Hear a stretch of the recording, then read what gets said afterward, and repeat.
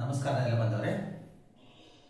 ನಾನು ಭೂಮಾಪನ ಇಲಾಖೆಯ ನಕಾಶೆಯಲ್ಲಿರ್ತಕ್ಕಂಥ ವಿವಿಧ ಖರಾಬು ಮತ್ತು ಚಿಹ್ನೆಗಳ ಬಗ್ಗೆ ತಿಳಿಸ್ಕೊಡ್ತಾ ಇದ್ದೆ.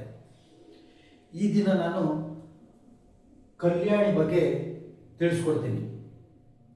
ನಕಾಶೆಯಲ್ಲಿ ಈ ಗುರುತಿನಿಂದ ತೋರಿಸಿರ್ತಕ್ಕಂಥ, ಅಂದರೆ ಇಲ್ಲಿ ದೊಡ್ಡದಾಗಿ ತೋರಿಸಿದ್ರಿ, ಈ ಗುರುತಿನಿಂದ ತೋರಿಸ್ತಕ್ಕಂಥದ್ದು ಕಲ್ಯಾಣಿ ಆಗಿರುತ್ತೆ. ಕಲ್ಯಾಣಿಯನ್ನ ಕಲ್ಲಿನಿಂದ ನಿರ್ಮಿಸಿರ್ತಾರೆ. ಇದು ಚೌಕಾಕಾರವಾಗಿರುತ್ತೆ ಅಥವಾ ಆಯತಾಕಾರವಾಗಿರುತ್ತೆ, ಅಂದ್ರೆ ಸ್ಕ್ವೈರ್ ಆರ್ ರೆಕ್ಟಾಂಗಲ್ ಶೇಪ್ನಲ್ಲಿ ಇದನ್ನ ತಾವು ಕಾಣಬಹುದಾಗಿದೆ. ಭಾರತ ಒಂದು ಹಿಂದೂ ರಾಷ್ಟ್ರವಾಗಿತ್ತು. ಜನರಿಗೆ ದೇವಸ್ಥಾನ ಮತ್ತು ದೇವರಲ್ಲಿ ಅಪಾರ ಭಕ್ತಿ ಮತ್ತು ಶ್ರದ್ಧೆ ಇತ್ತು.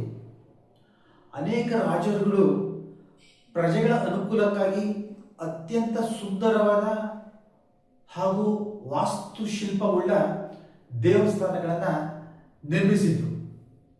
ಹಿಂದಿನ ಕಾಲದಲ್ಲಿ ದೇವಸ್ಥಾನದ ಅಕ್ಕಪಕ್ಕ ಕಲ್ಯಾಣಿಗಳನ್ನು ಸಹ ನಿರ್ಮಿಸ್ತಾ ಇದ್ರು. ಬ್ರಿಟಿಷ್ನವರು ಮೂಲ ಭೂಮಾಪನ ಮಾಡತಕ್ಕಂಥ ಸಮಯದಲ್ಲಿ ಇಂತಹ ಕಲ್ಯಾಣಿಗಳನ್ನು ಅಳತೆ ಮಾಡಿ ಸಂಬಂಧಪಟ್ಟಂತ ದಾಖಲೆಗಳನ್ನು ತಯಾರಿಸಿರ್ತಾರೆ. ಹಾಗೂ ಗ್ರಾಮ ನಕಾಶೆಯಲ್ಲಿ ಈ ಗುರುತಿನಿಂದ ತೋರಿಸಿರ್ತಕ್ಕಂಥದ್ದು ಕಲ್ಯಾಣಿಯ ಆಗಿರುತ್ತದೆ.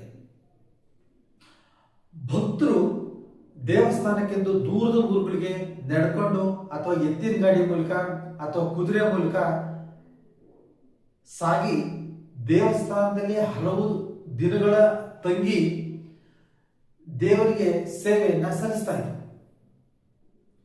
ಉಳಿದುಕೊಳ್ಳಲು ಚಾವಡಿಗಳನ್ನ ರಾಜರುಗಳು ನಿರ್ಮಿಸಿದ್ರು. ಇಲ್ಲಿ ಪುರೋಹಿತರು ಸಹ ವಾಸ ಮಾಡಲಿಕ್ಕೆ ವ್ಯವಸ್ಥೆಯನ್ನ ಮಾಡಲಾಗಿತ್ತು.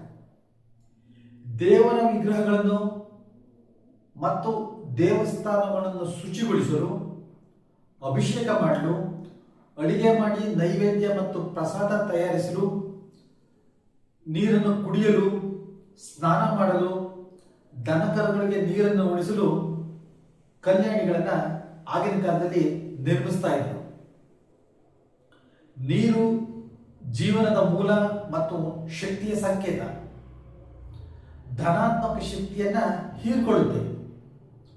ಮಂತ್ರಗಳನ್ನ ದೇವಸ್ಥಾನದಲ್ಲಿ ಪಠಣ ಮಾಡೋದ್ರಿಂದ ಮತ್ತು ವಿವಿಧ ಆಚರಣೆಗಳನ್ನ ಮಾಡೋದ್ರಿಂದ ಆ ಶಕ್ತಿ ಕಲ್ಯಾಣಿಯಲ್ಲಿ ನೀರಿನಲ್ಲಿ ನೆಲೆಸ್ತದೆ.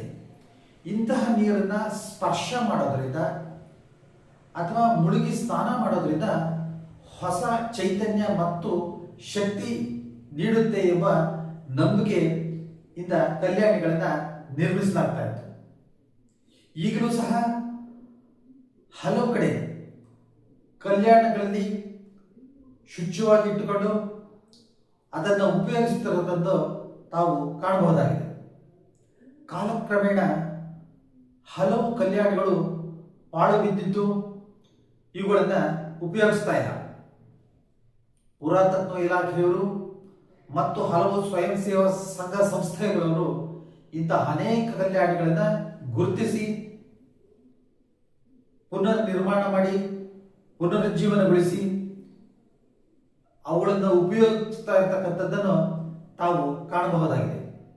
ನೆಲಮಾಪನಕ್ಕೆ ಸಂಬಂಧಪಟ್ಟಂತ ಎಲ್ಲ ವಿಡಿಯೋಗಳು ಫೇಸ್ಬುಕ್, ಯೂಟ್ಯೂಬ್ ಹಾಗೂ ಇನ್ಸ್ಟಾಗ್ರಾಮ್ನಲ್ಲಿ ಲಭ್ಯವಿದ್ದು ತಾವು ನೆಲಮಾಪನ ಎಂದು ಟೈಪ್ ಮಾಡಿ ಸಬ್ಸ್ಕ್ರೈಬ್ ಆಗಿ ವೀಕ್ಷಿಸಬಹುದಾಗಿದೆ. ಮುಂದಿನ ಸಂಚಿಕೆಯಲ್ಲಿ ಮತ್ತೊಂದು ಭೂಮಾಪನ ವಿಷಯದ ಬಗ್ಗೆ ತಿಳಿಸ್ಕೊಡ್ತೀನಿ.